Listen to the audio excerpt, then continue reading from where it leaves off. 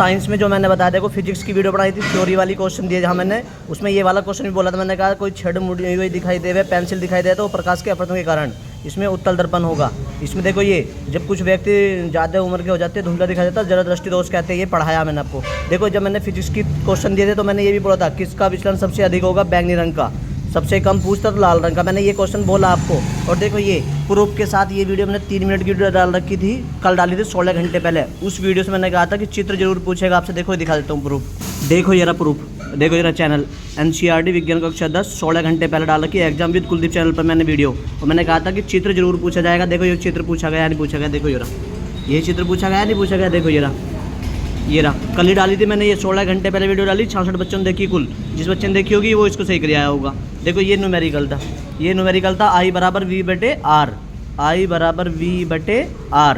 तो V का मान 220 दे रखा, R का मान कितना दे रखा 50। इससे डिवाइड करोगे 4.5, 4 एम्पियर आंसर आ जाएगा।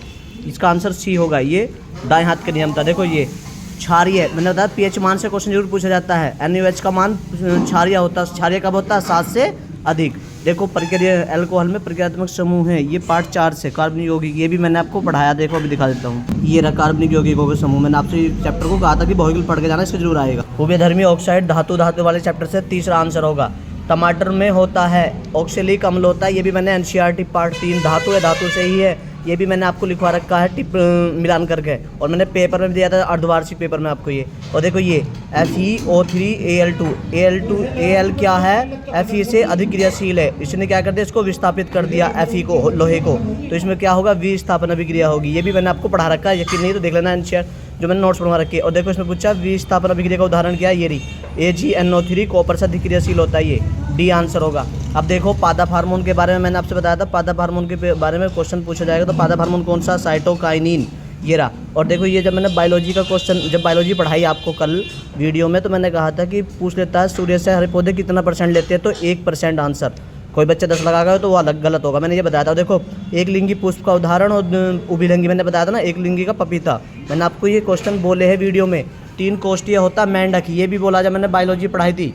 मेंढक होता 3, मेंढक, ये भी बताया था मैंने आपको, है ना, सरीसृप। और हाइड्रा में प्रजनन होता है मुकुलन द्वारा, ये भी मैंने कहा था कि देखो ये प्रूफ दिखा देता हूँ मैं आपको। चलो वीडियो देख लेना आप, एग्जाम विद कुलदीप चैनल पर वीडियो डाल रखी मैंने। और देखो आनल का सबसे लंबा भाग सूत्रांत, छोटी हाथ कहते हैं जिसे।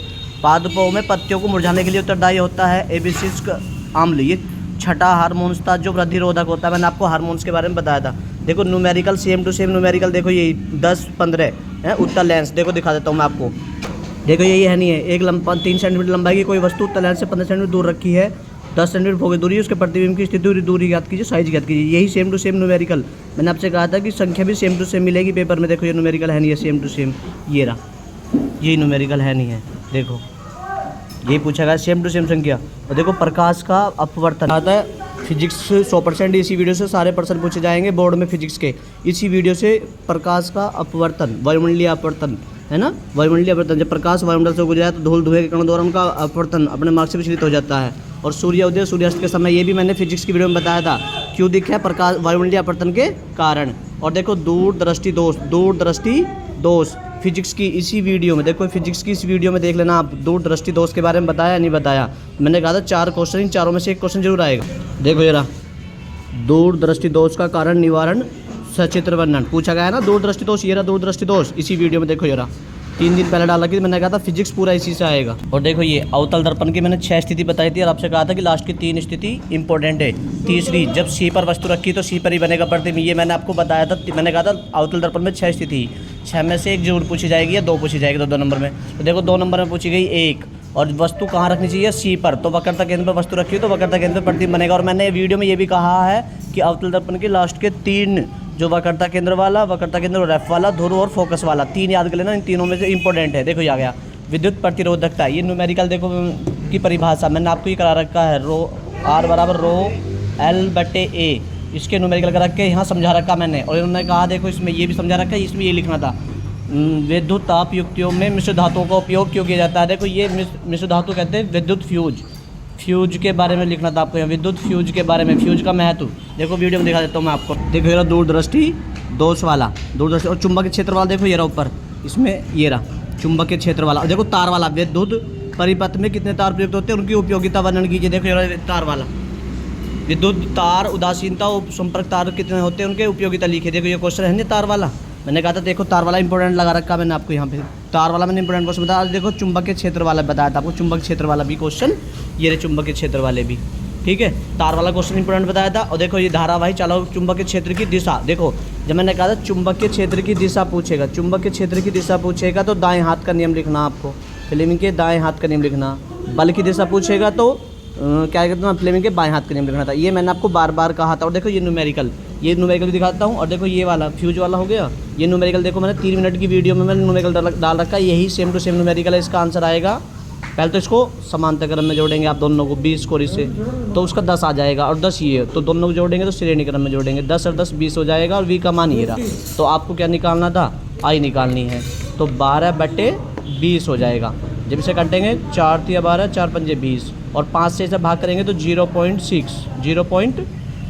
0.6 एम्पियर आंसर आ जाएगा। बहुत आसान न्यूमेरिकल था, मैंने ये वीडियो में बताया, 3 मिनट की वीडियो देखो, उसमें न्यूमेरिकल बताया था कि इस तरह का न्यूमेरिकल पेपर में पूछा जाएगा। और देखो ये सारे क्वेश्चन मैंने आपको बता रखे, चुंबकीय क्षेत्र एक दूसरे को नहीं काटती है ना, द्विसूचक सुई के लिए, क्यों, क्योंकि वो दिशा को नहीं बता पाएगी। चुंबकीय क्षेत्र रेखाएं देखो, और तार वाला क्वेश्चन मैंने कितनी बार बताया कि तार वाला इंपॉर्टेंट है, ध्यान रखना।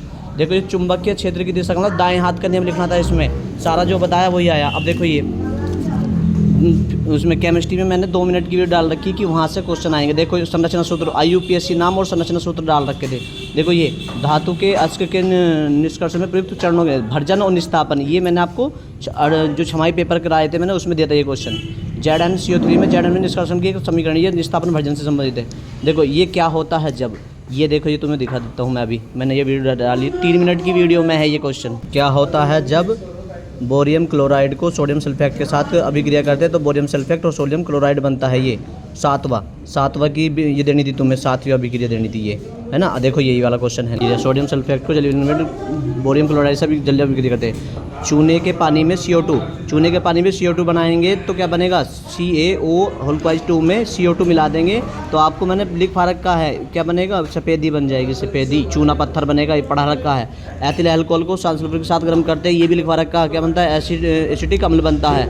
और Zn को Zn की H2SO4 में अभिक्रिया करेंगे तो Zn जिंक हाइड्रोजन से अधिक क्रियाशील हो जाएगी, ये भी लिखवा रखा है। विस्थापन अभिक्रिया का उदाहरण देखो, यो विस्थापन अभिक्रिया का उदाहरण है, और ये संयोजन अभिक्रिया का उदाहरण है। मैंने लिखवा रखे, मैंने कहा था कि ये क्या होता है जब ऐसे पूछ लेगा, ये नहीं लिखवा रखा। देखो ये भी लिखवा रखा, सोडियम बाइकार्बोनेट को गर्म करते हैं, सोडियम बाइकार्बोनेट को गर्म करेंगे तो सोडियम कार्बोनेट प्राप्त होगा। 2NaHCO3 को गर्म करेंगे तो Na2CO3 CO2 + H2O प्राप्त होगा, ये भी। और देखो इसके अथवा में दे रखा था टिप्पणी, देखो इसके अथवा में टिप्पणी, साबुनीकरण अभिक्रिया, संक्षारण, ऊष्माक्षेपी और ऊष्माशोषी अभिक्रिया। टिप्पणी मैंने कहा था टिप्पणी जरूर आएगी साबुनीकरण पे। और देखो बायोलॉजी का, भोजन के पाचन में लार की भूमिका, भोजन के पाचन में, ये बायोलॉजी का अति लघु क्वेश्चन पहला ही है नोट्स में, चाहे देख लेना क्या है। इसमें टाइलिन पाया जाता है जो मंड को शर्करा में बदलता है, ये आंसर था। परिवार नियोजन की विधियाँ, बायोलॉजी की जो वीडियो मैंने डाली थी उस वीडियो से सारे क्वेश्चन है। देखो मैंने बताया था परिवार नियोजन की विधियाँ, स्थायी विधियाँ कौन कौन सी है, पुरुषों का ऑपरेशन, महिलाओं का ऑपरेशन, टैक्सोनॉमी और टैक्सोनॉमी।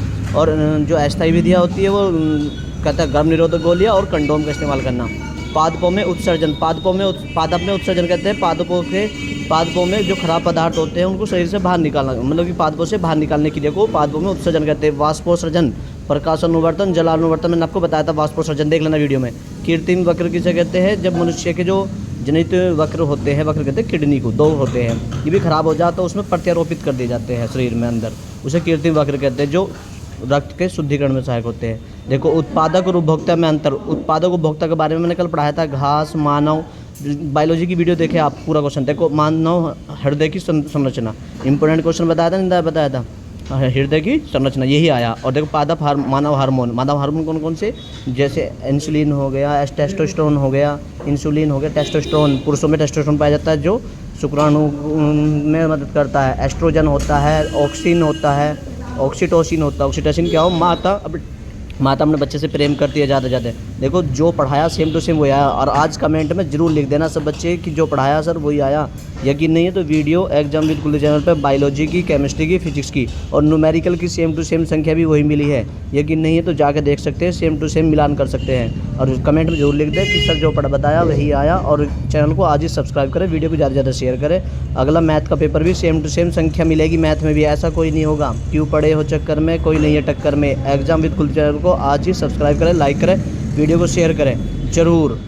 और जहाँ जहाँ से मैंने बहुविकल क्वेश्चन बताए थे सारे बहुविकल वहाँ से आए हैं। और एनसीईआरटी जो मैंने आपको नोट्स दे रखे, नोट्स से एक भी क्वेश्चन बाहर नहीं है, मैच कर सकता हूँ। मैं कह रहा हूँ यूट्यूब पे ही वीडियो पड़ी है, वीडियो को देख सकते हैं। बायोलॉजी के सारे क्वेश्चन मैंने आपको बताए थे। देखो ये पूछ रहा उत्पादक और उपभोक्ता के बारे में, मैं ये बता रहा हूँ यहाँ पे उत्पादक और उपभोक्ता के बारे में।